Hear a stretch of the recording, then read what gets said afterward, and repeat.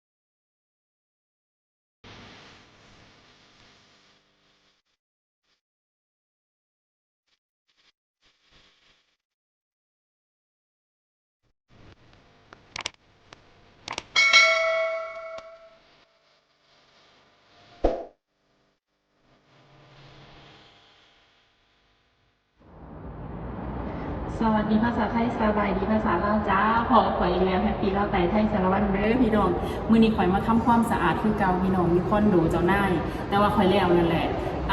น้องข่อยบ่สบายเมื่อคืนนี้ลูกเจ้านายข่อยบ่สบายก็บ่อยากรบกวนเพิ่นปานใดเพิ่นนอนอยู่ข้างในเนาะพี่น้องเนาะไปเบิ่งนำกันอีกว่าข่อยสิลงลิฟต์ได้หรือบ่จากที่คนเขามาให้กำลังใจเขามาให้คำแนะนำจังซั่นจังซี่เนาะมันนี่เทื่อที่2ที่ข่อยถ่ายคลิปลงเด้อพี่น้องไปเบิ่งนำกันว่าข่อยสิลงข้างล่างได้อีกหรือบ่เด้อพี่น้องเด้อเป็นจังไดก็เป็นแห้งใจให้ข่อยเด้อเป็นตาอีตนน้องข่อยนอนอยู่ข้างในเนี่ยข่อยเลยบอกว่าข่อยกลับก่อนเด้อข่อยเมื่อก่อนเด้อเพราะว่ามื้อคืนนี่ก็วุ่นวายกันเจ้านายข่อยเพิ่นสิไปภูเก็ตเนาะเหลือแต่พวกข่อย3คนข่อยก็นอนอีกบ้านบ่ละจักบัดนี้น้องเพิ่นก็เลยมาพักกับเอื้อยเพิ่นเนาะเพิ่นลูกจะได้ข่อยมี2คนเฮียนหมอเบิด2พี่น้อง2คนเฮียนหมอจุฬาเก่งบ่ผู้หนึ่งปี2ผู้หนึ่งปี1แบบสุดๆเลยอ่ะความสามารถความเก่งของลูกเจ้านายข่อยเฮียนหมอเป็นหมอจุฬาเนาะบัดนี้คนหน่อยนี่คนหน่อยเพิ่นนี่มื้อคืนนี่บ่สบายประมาณเที่ยงคืนโทรไปหาแม่กับพ่อนอนอยู่บ้าน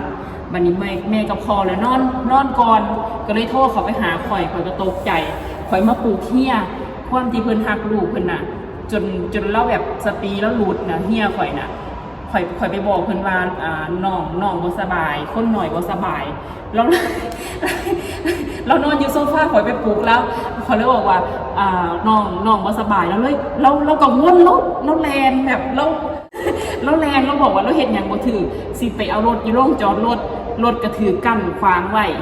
เลยก็เลยแลนไปเอิ้นแท็กซี่มานี่เพราะว่ามันดึกเลยเนาะเที่ยงคืนน่ะพี่น้องความวุ่นวายเพราะว่ามื้อคืนนี่น้องข่อยคนเนี่ยเพิ่นบ่สบายบัดนี้ก็เลยให้นอนพักเขาเลยบอกว่าข่อยเมื่อก่อนเด้อข่อยมีอีหยังก็โทรหาเด้อพ่อกับแม่ไปภูเก็ตแล้วพี่น้องบัดนี้ข่อยก็เลยมาทำความสะอาดให้ทุกวันเสาร์เนาะเอื้อยหันลงไปอยู่สตาร์บัคตอนที่เอื้อยข่อยเลยโทรไปถามเอื้อยเพิ่นเมื่อกี้นี่เขาเลยบอกว่าบ่ได้ไปเฮียนบ่เพิ่นเลยบอกว่าบ่มื้อนี้เพิ่นอยู่คอนโดเบิดมื้อเพิ่นว่าเขาเลยบอกว่าฝากน้องในเด้อน้องดีขึ้นนั่นแหละแต่ว่าโตก็ยังลุ่มๆอยู่พี่น้องข่อยกับอีตนเมื่อกี้นี่ข่อยก็เลยเอาผ้าซุกน้ำเย็นไปให้เนาะเอาผ้าซุกน้ำเย็นไปให้เขาเลยบอกว่ามีหยังให้โทรบอกเด้อข่อยว่าข่อยเมื่อก่อนข่อยสิเอาผ้าไปซักข่อยว่านะข่อยก็ต้องเอาผ้าไปซักเพราะว่ามื้อนี้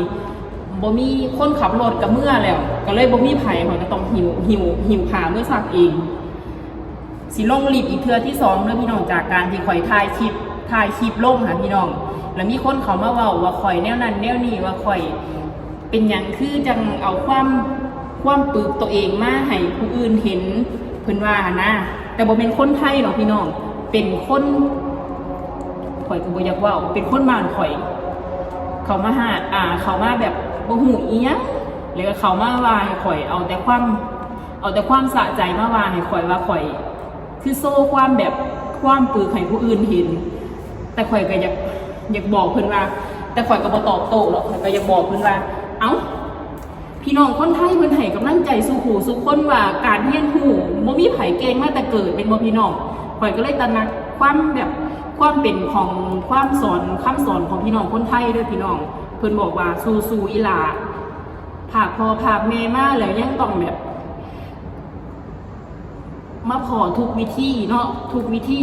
แต่ข่อยก็ดีใจที่ข่อยได้เฮียนหูข่อยได้แบบข่อยได้สัมผัสในสังคมที่แบบมันทันสมัยขึ้นนะพี่น้องข่อยดีใจยี่ลีแต่ผู้ใดบ่เข้าใจข่อยก็บ่ได้งึดแล้วบัดนี้เอาข่อยคือใส่อารมณ์คัก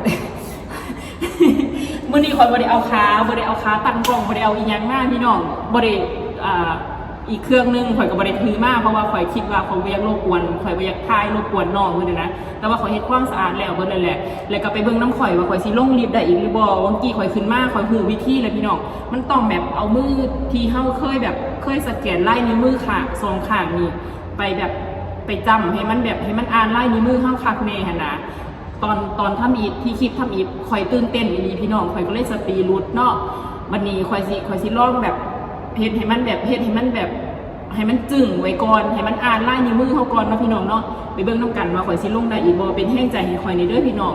ข่อยซาบซึ้งในความคำสอนของคนไทยอีหลีเพิ่นสอนดีเพิ่นแนะนำดีเพิ่นบ่เคยแบบมาแบบว่าเฮ็ดจังไดอ่ะเพิ่นบ่เคยมาแสดงแบบว่าเฮาบ่ฮู้หรือมาซ้ำเติมหั่นน่ะเพิ่นแบบว่ามีแต่คำสอนดีๆที่เพิ่นสอนพี่น้องคนไทยอีสานอ้ายๆเอื้อยๆเพิ่นเนาะพี่น้องเนาะแต่ว่าคนที่แบบสร้างเขาไปอยากเว้าถึงพวกที่แบบว่าแบบบ่ฮู้อีหยังเอาแต่ความสะใจตัวเองมาวางให้คนอื่นน่ะนะแต่การเรียนรู้ที่ข่อยได้ข่อยก็คือโตข่อยได้เป็นบ่พี่น้องข่อยก็เลยอยากเฮาบ่ได้เก่งมาแต่เกิดอ่ะทุกคนมันก็ต้องผ่านจุดนี้พี่น้องคนไทยเพิ่นสอนไว้นะข่อยก็ดีใจดีที่เพิ่นสอนคำนี้เนาะคนไหนบ่เข้าใจก็บ่เป็นหยังไปเบิ่งนำกันว่าข่อยสิลงได้อีกบ่บัดนี้ลงลิฟต์เด้อพี่น้อง ขาตั้งกล้องข่อยก็บ่ได้เอามาอีหยังข่อยก็บ่ได้เอามาอีกเครื่องนึงเครื่องนี่ข่อยถือโทรศัพท์มาเนาะไปเบิ่งนำกันคลิปข่อยตัวนี้มันอาจสิมั่วๆเนาะพี่น้องเนาะไปเบิ่งนำกันกับข่อยบัดนี้คอนโดสิให้เบิ่งวิวเด้อพี่น้องวิวทางล่างเห็นบ่พี่น้องสูงว่าสั้นสิบ่ให้ข่อยญาติข่อยสั้นข่อยเส้นในแนวใดผู้ใดบ่เข้าใจก็มีแต่อยากเข้ามาเว้าเข้ามาว่าเฮาจังอีหยังดอกเบิ่งความสูงไผสิบ่ญาติ26สัตว์เบิ่งแน่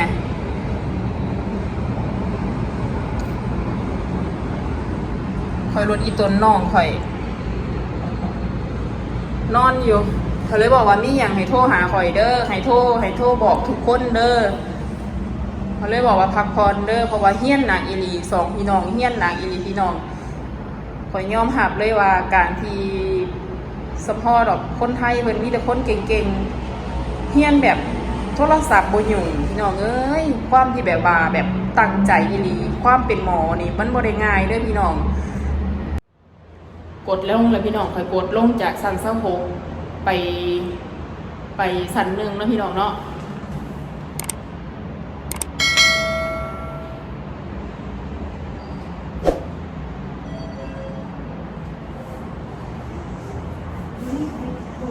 มาเลยพี่น้อง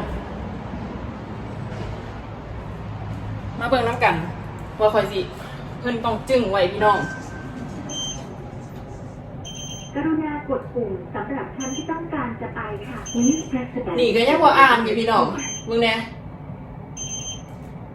ยากอีหลีเดอ่านเลยพี่น้องได้แล้วความยากเนาะมันบ่แม่นเรื่องง่ายๆซุ่มมาว่าข่อยก็จะแม่นอยากว่าเฮ็ดให้เบิ่งหม่องข่อยบ่เป็นข่อยก็ยังเฮียนฮู้เนาะพี่น้องเนาะคนไทยเพิ่นให้กำลังใจให้คำแนะนำดีทุกอย่างแต่ซุ่มก็มักว่าข่อยคักนี่เสื้อผ้าเสี่ยวเมื่อซักให้น้องต้องขนเมื่อเองเพราะว่าคนรถมื้อนี้เพิ่นเจ้านายข่อยบ่อยู่เพิ่นก็เลยกลับไปก่อนจังได๋ก็เป็นกำลังใจให้ข่อยเด้อพี่น้องเด้อฮอดแล้วสั่นนึง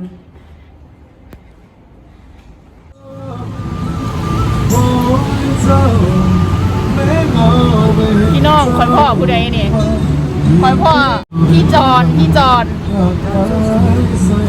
สู้ชีวิตขายน้ำพริกอยู่เป็นกำลังใจให้เพิ่นในเด้อพี่น้องฟังภาษาอีสานได้ไหมฟังภาษาอีสานออกอยู่พี่น้องคนฟังภาษาอีสานออกเด้อคอยซีซอยเพิ่นซื้อกระปุกละ20 บาท20 บาทกระปุกละ20 บาทคอยซีเอาซอยเพิ่นหากระปุกนะพี่น้องเนาะขอลง YouTube นะได้ไหมหนูเดินมาบ่อยมากเพราะว่าหนูมาทำความสะอาดให้เจ้านายอยู่ตรงนี้เนี่ยคอนโดเนี้ย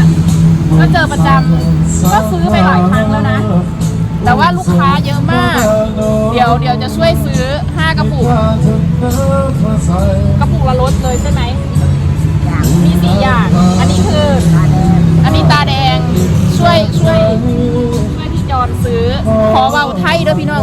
ขอเว้าไทยเด้อปลาแดงอันนี้คืออันนี้ปลาย่างเอาปลาย่าง1แล้วก็อันนี้ปลาร้า1นี่ปลาร้าพี่จอนสู้ชีวิตแล้วก็อะไรอีกตาแดงตาแดง1อันนี้อะไรแมงดา1เอา5 กระปุกเดี๋ยวซื้อไปฝากพี่น้องยูร้านน้ำกันปลาบึกอะไรนะปลาอะไรนะปลามีปลาข่อยขอเว้าไทยด้วยพี่น้องเพราะว่าบางคำเพิ่นก็ฟังข่อยบ่ออกข่อยเว้าอีสานข่อยก็เลยสิขอเว้าไทยแล้วน้ำกุ้งอะไม่มีเหรอวันนี้ไม่มีกุ้งเอาปลาย่างแล้วกันปลาย่าง1กำลังจะกินข้าวเหรออ๋อกำลังจะกินข้าว5 กระปุก101 กระปุกละ20พี่น้อง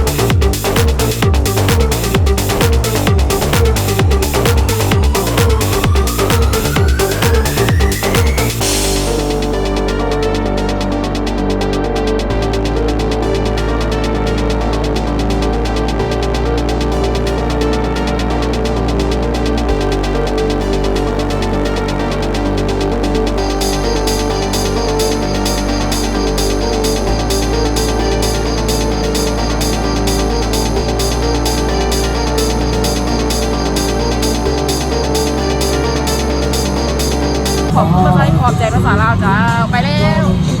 บาย